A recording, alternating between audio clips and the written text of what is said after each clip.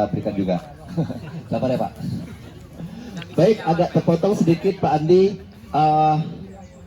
Waktu dan tempat kami persilakan kepada Dokter Pak Rusdimansyah. Sedang proses dokter. Izin Bang Eti berdiri. Karena dari Padang jadi 2,5 jam kita duduk ya. Izin ya Pak ya. Oke Pak, izin Pak. Bismillahirrahmanirrahim. Assalamualaikum warahmatullahi wabarakatuh.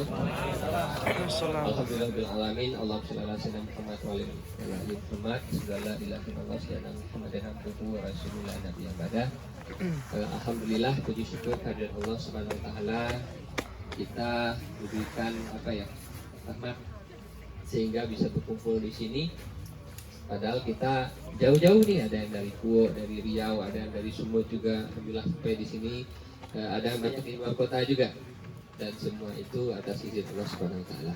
Salawat dan salam bagi kita Nabi besar Muhammad sallallahu alaihi wasallam. Dan sama kita hormati tadi Bapak asisten 2 ya. Wali Kota Sawalunto yang tadi beliau sudah berizin. Selanjutnya Bapak GM PT Bukit Asam. Selanjutnya Kepala BPSI LHK Kuo. Nah, ini sebuah besar juga kita bisa ketemu di sini ya Pak ya. Alhamdulillah. Kemudian dari Kabid Perkebunan, dari Dinas Perkebunan, Ketahanan Pangan dan Perikanan Kota Sawalunto. Alhamdulillah tadi juga Bapak dari Badan Karantina Provinsi Sumatera Barat yang juga menghadirkan Balai Karantina Hewan. Balai Karantina Hewan dan Tanaman semua ya. Oke, pada Balai Karantina Hewan, Ikan dan Tumbuhan yang juga hadir di sini. Ya jadi dinas terkait di Kota Sawalunto, Bang FD ini sebagai pemandu juga ketua timnya di kebun buah ini. Selanjutnya Bapak Ibu tim dari BPSI Kuo, kemudian teristimewa kepada Bapak Ibu pembudidaya, pebisnis perlebahan, terkhusus untuk lebah tanpa sengat yang kita sebut galo-galo di Sumbar ini, kelulut, kelanceng, tewel, kale-kale dan banyak lagi namanya. Nah, pernah kita himpun secara nasional itu lebih dari 40 nama lokal untuk galo-galo. Tapi kita belum sepakat untuk nama nasionalnya apa. Tapi nggak apa-apa lah. Yang penting kita bahasnya lebah madu tanpa sengat. Oke, terima kasih kepada tim panitia kecil sebenarnya, tapi kerjanya besar. Nah, gitu. Dia panitianya kecil, tapi pekerjaannya besar. Dan itu dia tidak punya SK tugas, alhamdulillah. Tapi acara ini bisa terlaksana.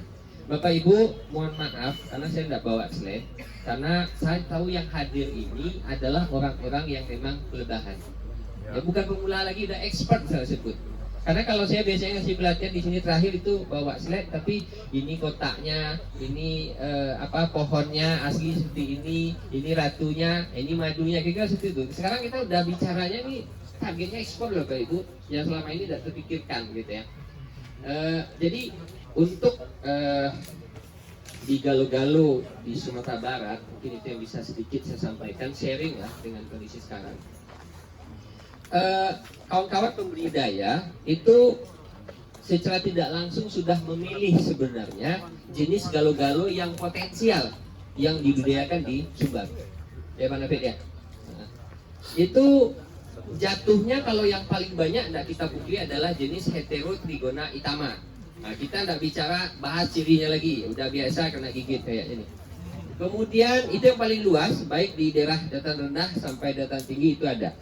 Kemudian jenis kedua adalah Geniotrigona thoracea yang di hadapan kita, sekeliling kita ini juga ada. Dia besar tapi baik. Nah, baik dalam artian kalau kita buka kotak pun kita tidak diserang rambut, bahkan bisa tanpa baju pengaman pun oke. Tapi kalau itama aja nggak bisa main-main. Nah gitu ya. Itu yang secara umum banyak beredar di Sumatera Barat. Dan dua ini juga yang kita rekomendasikan. Tapi untuk daerah dataran rendah mungkin Pariaman ya rata rendah lah yang di bawah 200-an, cenderung Itama lebih bagus adaptasinya, lebih cepat dan bisa produksi yang menyamai daerah lain. Tapi kalau Thoracica memang butuh waktu agak lama. Kadang setahun itu kita nggak panen Pak, tapi koloninya berkembang dan isinya telur-telur, bahkan udah sampai 3 tingkat toppingnya kita lapis masih telur. Kenapa? Karena dia mencukupi untuk dia, untuk kita belum. Tapi ada beberapa koloni yang mungkin presentasinya di bawah 30% itu yang juga bisa panen. Kalau dia sudah panen, yang Itama nggak panen, Thoracica bisa panen. Nah, jadi itu uniknya dua spesies ini. Kalau Itama memang cepat adaptasi di dataran rendah, sedang dia juga aktif. Dataran tinggi memang beberapa tempat itu bagus. Cuman kadang di dataran tinggi kita di Sumbar kebanyakan kan sayuran. Jadi itu masih susah lah karena musuh pestisida itu yang agak berat, ya agak berat. Tapi itu mungkin cerita sedikit pengalaman dari kawan-kawan juga bahwa di dataran rendah lebih agak cepat untuk produksi madu dengan Itama. Tapi untuk dataran sedang tinggi Thoracica, tentu tempat saya itu leader Thoracica. Kenapa? Nah ini juga ada riset kita dengan mahasiswa terkait pertanyaan kawan-kawan pembudidaya juga. Thoracica itu efektifnya berapa jarak terbangnya dari makan balik-balik. Kemudian Itama berapa? Kita ada sudah melakukan uji. Itu lebahnya kita tangkap, dicorong, kita kasih warna, ditandai, nanti kita lepas di 100 meter sampai 1000 untuk Itama. Itama di 1000 meter itu masih bisa pulang, tapi angka pulangnya di bawah 10%. Itu udah lama, udah lebih 1,5 jam baru dia balik. Kalau untuk kita target produksi madu, maka kita tidak aman naruh dia jarak 1 kilo dari vegetasi. Tapi kita dapatkan jarak efektifnya di 500 meter, radius ke segala arah. Kalau kita taruh di sini, maka dia punya kemampuan terbang efektif untuk cari makan di 500 meter ke segala arah, kecuali ke danau. Tapi dia 1 kilo pun masih bisa balik. Tapi angkanya rendah karena kita bicara produktivitas, maka kita meletakkan lebah kita di jarak yang efisien untuk mereka cari makan. Makin dekat makin bagus, tapi 500 meter masih kita anggap baik. Makanya dalam rangka meningkatkan produksi madu untuk Bapak Ibu yang pelihara Itama, kita sarankan kalau di sini ada spot 5-10 koloni, lalu Bapak Ibu mau pelihara lagi, itu jarak lokasi A dan B itu minimal 1 kilo. Kan itu logikanya. Supaya yang 500 ini nggak ketemu cari makannya dengan yang kelompok yang lain. Kalau enggak Bapak Ibu, kemarin kita diskusi dengan ternak yang kebetulan bantuan dinas Banafit, itu berapa jaraknya Pak? Berapa? Kita kan tidak menyarankan kalau koloni bantuan itu ada 40 koloni satu tempat. Kenapa? Kalau 40 koloni satu tempat berarti di radius dengan diameter 1 kilo, jari-jarinya 500 meter, berarti lebahnya di situ nyari makan 40 koloni. Kalau berdasarkan informasi Bu Prof Siti Salma, itu koloni alam yang produktif itu di kisar 4.500 sampai 6.000-an ekor pekerja yang aktif. Kalau itu terjadi, yang 40 kali 5.000 aja, itu nyari makan bersama-sama di lokasi yang sama. Pasti ada kompetisi. Yang kompetisi pasti ada yang menang, ada yang kalah. Kalau yang menang mungkin bermadu, tapi nggak banyak. Karena dia mungkin untuk bertahan hidup aja. Yang kalah itu makin lama makin melemah. Nah itu faktanya ada kalau di bantuan 40, kemudian 2 bulan, 3 bulan kusut. Jadi kita sarankan, kalau lokasi baru, taruh aja koloninya mungkin 5-10 di lokasi baru. Kalau memang kondisi hijau lah, secara umum. Baru nanti kalau produksinya bagus, kita tambah bertahap sampai dia nggak ningkat lagi. Berarti itu kapasitas aman. Dan penempatan adalah dari satu lokasi ke lokasi lain itu berjarak minimal 1 kilo. Itu untuk Itama. Kalau Thoracica, karena memang ukuran tubuhnya lebih besar, bisa sampai 9 mili, dan juga punya kemampuan terbang efektif juga lebih jauh. Ya, pasti dia juga butuh bensin lebih banyak. Butuh madu untuk konsumsi dia lebih banyak. Dulu diskusi dengan kawan dari Malaysia, mereka kurang suka dengan Thoracica. Kenapa?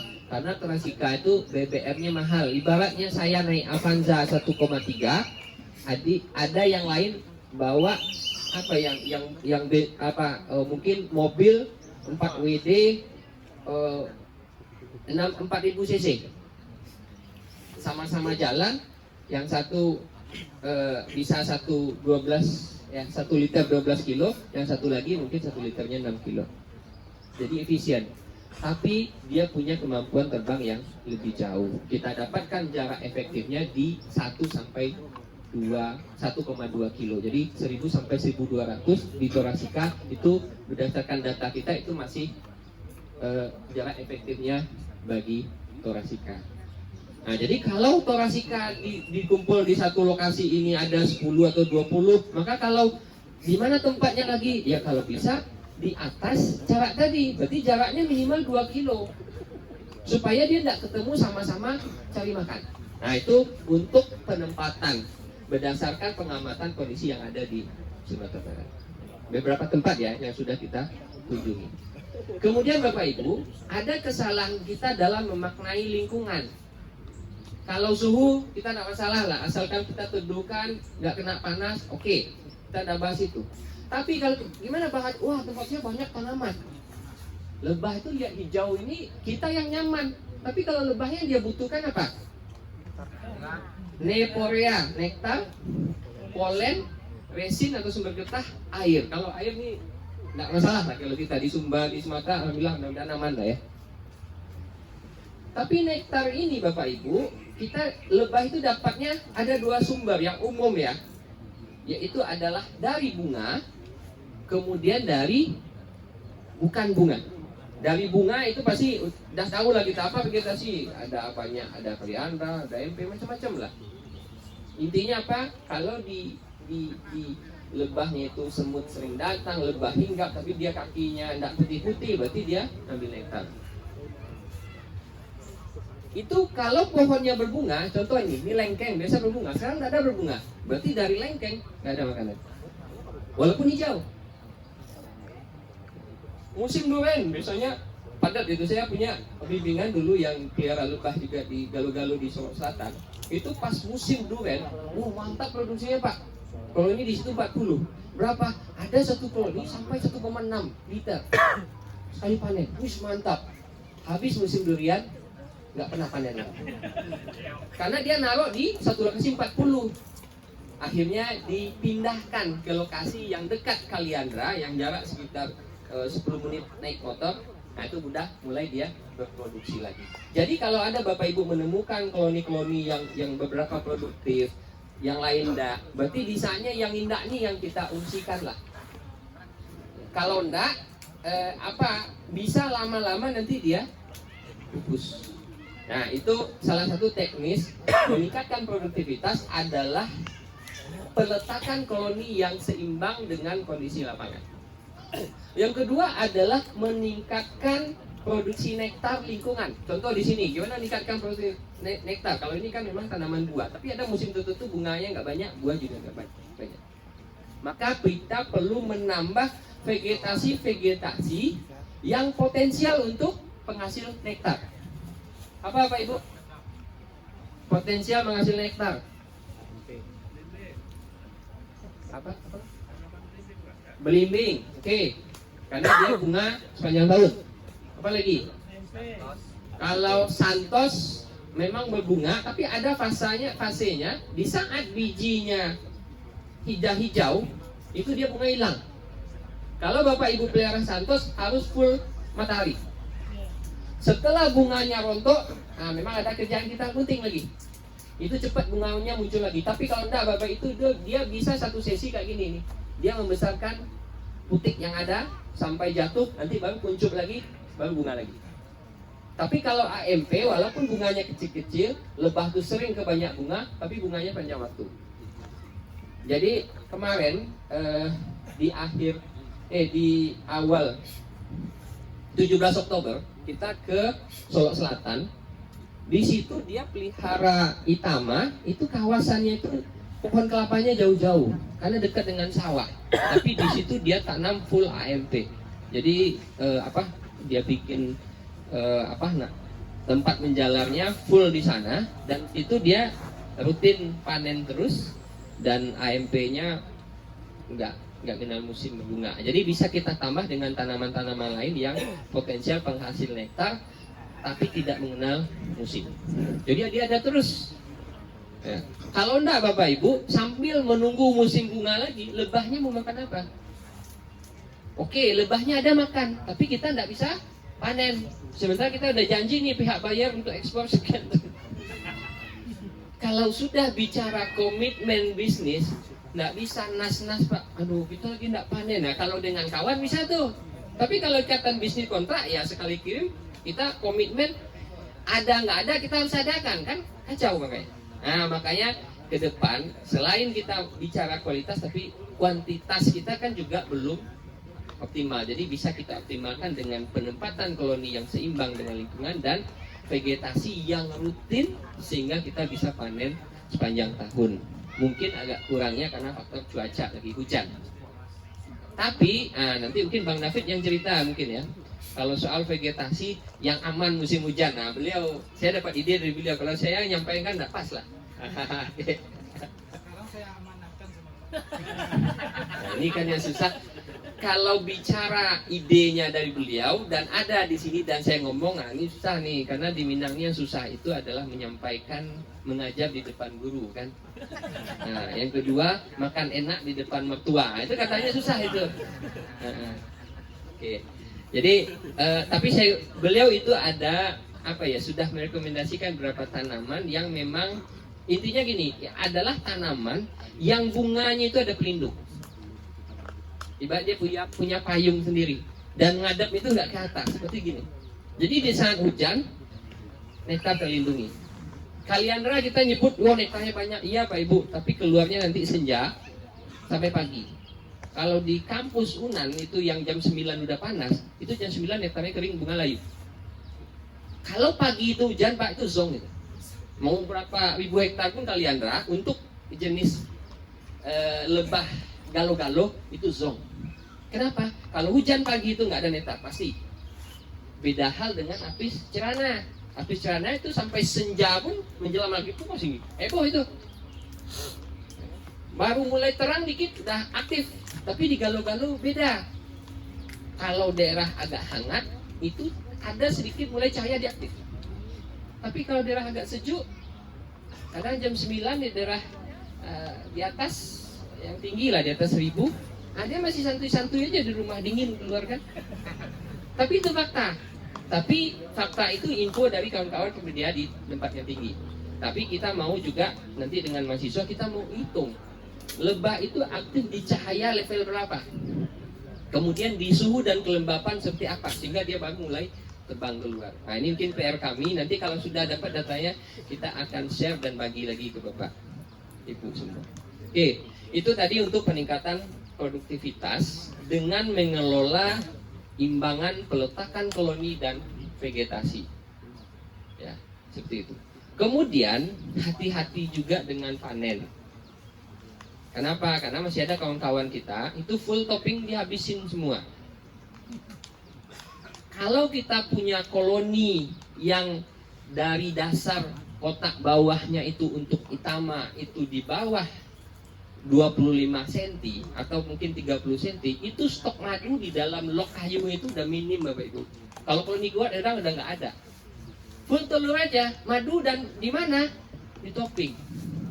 Kalau kita panen habis, dapat wah banyak nih, 1 liter lebih nih panen hari ini. Habis itu musim hujan seminggu, 2 minggu. Lebahnya kelaparan.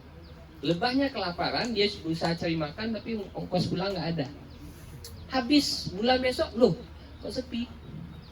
Itu adalah kesalahan dalam kita proses panen. Makanya seyogianya kita tinggalkan kantong madu itu ya 10-15 kantong lah. Karena pada dasarnya madu itu nggak punya kita, punyanya lebah, kan dia nyari, punya dia. Kita hanya mengambil manfaat. Kalau mengambil manfaat tapi yang punyanya nggak dapat, itu namanya penjajahan. Nah, kan gitu. Jadi selama ini yang hidup di bawah penjajahan pasti tidak nyaman. Ingat Bapak Ibu. Nah, ini balik ke rujukan kita budaya lebah. Dalam Islam itu ada surat namanya Anhal. Surat tentang lebah. Ayat 68 dan 69. wa auha rabbuka ilan nahli anitakhizi minal jibal buyuta wa minas sajar wa mimma yaqisun. Dan Tuhanmu mewahyukan kepada lebah, buatlah sarang di bukit-bukit. Ya kan? Kalau yang kadang di tebing-tebing bukit itu ada. Di pohon-pohon, bukankah galuh-galuh kita semuanya di pohon yang ada di sini? Wa mimma yaqisun. Dan di tempat-tempat bangunan yang dibuat oleh manusia. Apa bangunannya? Rumah kita ada letakan, ada hollow brick, numpang bersarang di situ. Rumah-rumah tua numpang bersarang di situ. Kalau dulu, kalau di kampung-kampung, Bapak, kadang tanya, wah kalau kami kadang kami bakar, kami kasih minyak tanah. Karena tidak tahu. Tapi setelah tahu jangan. Karena lebah yang nyuruh bersarang situ atas wahyu tadi. Nah itu kalau seperti itu kita memaknai proses kita lebah madu. Ini kegiatan kita Bapak Ibu, itu adalah kegiatan yang memang sangat-sangat dianjurkan karena memberikan manfaat, tidak merugikan lingkungan, dan mentadaburi salah satu beberapa ayat dalam Al-Quran. Ya. Kemudian di ayat 69-nya diceritakan bahwa lebah itu mengambil saripati tumbuhan, tanaman dari nektar dan lainnya. Kemudian tempuhlah itu bagi lebah karena dimudahkan baginya. Kemudian dari perut lebah itu keluar madu yang kita bahas hari ini, dan warnanya beraneka ragam. Apa yang menentukan warnanya? Jenis lebahnya, vegetasinya, dan resin. Ngaruh juga dia. Ya, kalau di apis mungkin ya dominan nektar, tapi di galo-galo jenis lebahnya, getah yang diambil itu juga berpengaruh ke madu yang dihasilkan. Kemudian dalam madu itu Asyifa ulinnas, obat yang menyembuhkan bagi manusia. Kalau ke apotek Asyifa, kita kan beli obat aja, nggak ada jamin kesembuhan situ kan. Tapi Asyifa ulinnas yang madu yang kita sebut ini adalah obat. Dan kemarin beberapa waktu yang lalu, beberapa kawan-kawan itu kita ada tamu dari Singapura, buyer, orang Chinese yang mau ya membuka pasar, peluang pasar lah untuk kita dari prioritas madu, dan target ekspor apa dia ngirim dari Singapura itu adalah Eropa. Bagi orang Eropa, madu galo-galo, madu stingless bees honey ini bukan hanya madu pengganti gula bagi mereka, tapi adalah medicinal honey, madu obat. Nah makanya strata yang kita punya ini strata madu tertinggi lah, ya, kualitas madu tertinggi. Ya, kenapa? Bapak Ibu yang biasa panjat madu apis, itu kan sarangnya lilin ya. Lilin ini dihasilkan sendiri oleh lebah dengan meminum madu. Kemudian dari sela-sela tubuhnya itu, dari ruas-ruas perut dan punggungnya itu keluar lilin. Lilinnya diambil sama temannya, dikumpulkan, diolah jadi kantong madu yang heksagonal itu. Itu lilin. Tapi kalau galo-galo Bapak Ibu, itu kan kantongnya memang ada lilinnya, tapi dominannya itu getah. Kalau di lebah kita ambil getah yang dikumpulkan lebah, kita nyebutnya dengan propolis. Dan zat aktif dari propolis ini sudah ada di madu. Maka madu galo-galo ya sah kita sebut sebagai madu propolis, karena dalam kantongnya aja propolis. Nah, itu yang membuat madu galo-galo memiliki efek sebagai obat, salah satunya dari situ. Tapi Bapak Ibu, kadang setiap kelebihan tapi ada kurangan, karena tidak ada yang semuanya super. Setiap kelebihan ada kekurangan, pasti itu. Ya. Kenapa? Karena di ujung ayat kita disuruh berpikir, inna fi zalika layatal liqaumi yatafakkarun. Sungguhnya pada kehidupan lebah tentang madu sebagai obat dapat tanda-tanda bagi yang memikirkannya. Dan kita duduk di sini, hadir di sini adalah dalam rangka memikirkan itu. Gimana madu bisa banyak? Gimana kualitasnya lebih meningkat lagi? Gimana kalau kita kirim luar kota dia tidak meledak lagi kan? Nah, yang pengalaman itu mungkin pernah. Karena walaupun madu galo-galo itu secara kualitasnya ada kebaikan, tapi kadar air tinggi, nanti kita itu kemungkinan kadar airnya di atas 27 kebanyakan. Kalau belum tanpa pengurangan. Bahkan ada Itama, Tora, kalau panen sebulan itu kadang di atas 30. Kalau di atas 30, itu enggak usah lah kita bicara ekspor Bapak Ibu. Kirim aja dari sini ke Jakarta, kalau nggak kita sampaikan masuk ke kulkas dulu, jangan dibuka botolnya, nah itu melebar tuh Pak Ibu. Karena kadar air yang tinggi. Makanya selain kita bicara kuantitas, kita juga bisa kita bicara kualitas. Apa yang bisa kita lakukan dalam budidaya untuk meningkatkan kualitas? Salah satunya adalah mengatur siklus dan jarak panen. Kenapa? Karena madu itu butuh waktu kadang sampai 6 minggu untuk matang di dalam. Tapi di galo-galo lebih lama lagi. Kenapa? Karena dia tidak dikipas Bapak Ibu. Kalau lebah habis, madunya itu dikipas sehingga jadi kental nektarnya madunya. Kalau di galo-galo dia masuk kantong tutup, udah biarin aja. Sehingga laju pengurangan levelnya lambat. Tapi dengan mengundur sedikit waktu panen, kalau kawan-kawan di Soluta saya udah 2 bulan ya Mas. Udah 2 bulan, itu cenderung madunya lebih, kadar airnya lebih, kadang di 27 lah, enggak di 30, sedikit lebih rendah. Dan rasanya cenderung stabil, karena makin lama dia di kantong, zat aktif dari propolis makin banyak terlarut.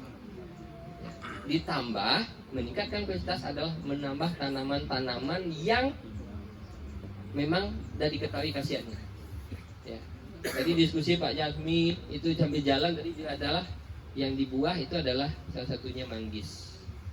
Ya, bahkan kulit manggis diresak untuk mengambilkan senyawa bioaktifnya, dan lebahnya ngambil dijadiin kantong madu, maka kualitas madunya akan juga naik. Ya. Tapi Bapak Ibu, untuk urusan lebah madu, jadi kemarin malam saya dampingi itu ada prof dari Malaysia, dan saya juga ajak dia kunjung ke galo-galo yang di Unan. Tapi memang di Malaysia pun untuk skala industri itu nggak bisa dihandle 1-2 orang, itu intinya. Kenapa? Kita nggak bisa target produksi. Kalau kita di peternakan pelihara sapi, kita bisa naruh sapi 1000 di lokasi itu bisa. Kita bawa makanannya dari luar, dari mana boleh. Tapi kalau lebah enggak.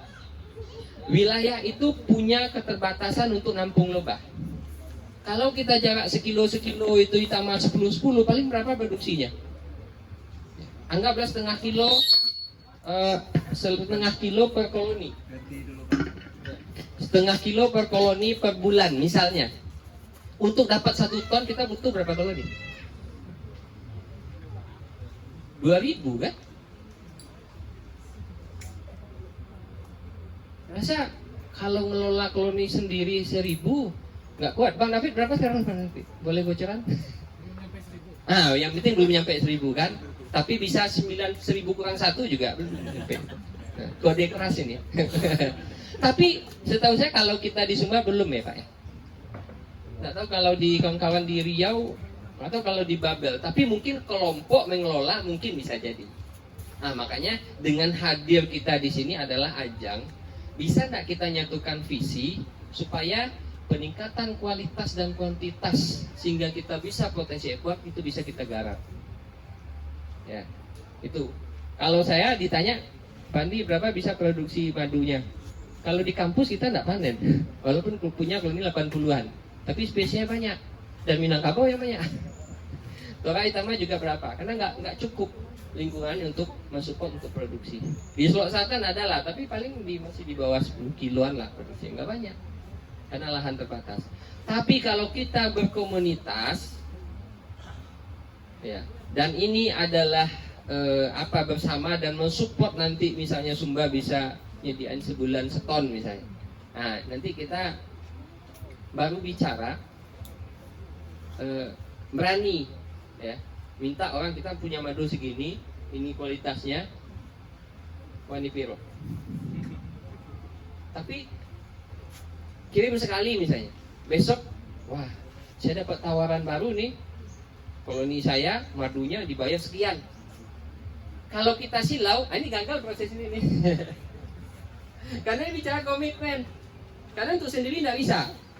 Tapi kalau kawan-kawan ini punya madu, udah sampai dibawa ke Mekah, sampai dikirim ke Spanyol, ke Jerman, udah banyak itu. Tapi mereka tertarik. Cuman untuk mengait bisa nggak kirim mungkin melon besok seton ya? Kita belum ada kita bisa jawab. Nah, ini PR kita bersama. Sambil meningkatkan kapasitas produksi, sambil itu juga kita meningkatkan rasa kebersamaan supaya target ini bisa tercapai sambil juga meningkatkan kualitas. Ya, kalau bicara kualitas ini nggak ada main-main, mulai SOP panen, ya, SOP panen semuanya, pakaian panen, baju panen, cara panen, siklus panen itu memang sudah dipenting. Kemudian satu lagi Bapak Ibu, sudah panen kan madu kadang belum habis, kita stok. Kebanyakan kita kan nyetoknya di luar, suhu ruang. Kalau kita di Padang nggak bisa stok di suhu ruang. Karena kalau pelihara 2 minggu, 3 minggu itu udah beda madunya. Gasnya makin banyak, rasanya makin asap. Dari warna, kalau di suhu ruang kita simpan itu makin gelap. Ke konsumen susah Bapak Ibu. Hah, saya beli madu kemarin nggak terlalu asam. Warnanya ini. Loh, kok sekarang udah agak gelap? Rasanya udah kayak cuka. Itu kadang melemahkan kita, sehingga dia tidak keras lagi. Wah, ini tidak asli nih madunya. Dengan awamnya langsung judge seperti itu, maka brand kita langsung jatuh. Nah, maka tidak hanya bicara meningkatkan produksi kualitas, tapi juga pasca panennya perlu kita pikirkan. Ya, nah, mungkin itu Bapak Ibu sebagai pembuka diskusi, karena ini talk show ya. Jadi diskusi yang banyak kita coba nanti sebisa kami menyampaikan, nanti akan kita coba jawab. Kalaupun tidak, ini PR bagi kami untuk mencarikan jawaban. Nanti kalau ada kita share lagi ke Bapak Ibu. Mungkin itu saja. Mohon maaf. Assalamualaikum warahmatullahi wabarakatuh. Waalaikumsalam warahmatullahi wabarakatuh. Oke, Pak Andi sudah memberikan gambaran tentang budidaya lebah trigona terutama di Sumatera Barat. Nanti akan kita perdalam dari pertanyaan-pertanyaan Bapak Ibu nanti. Selanjutnya kita sudah hadir bersama kita Bapak Tito dari Dinas Kehutanan Provinsi Sumatera Barat.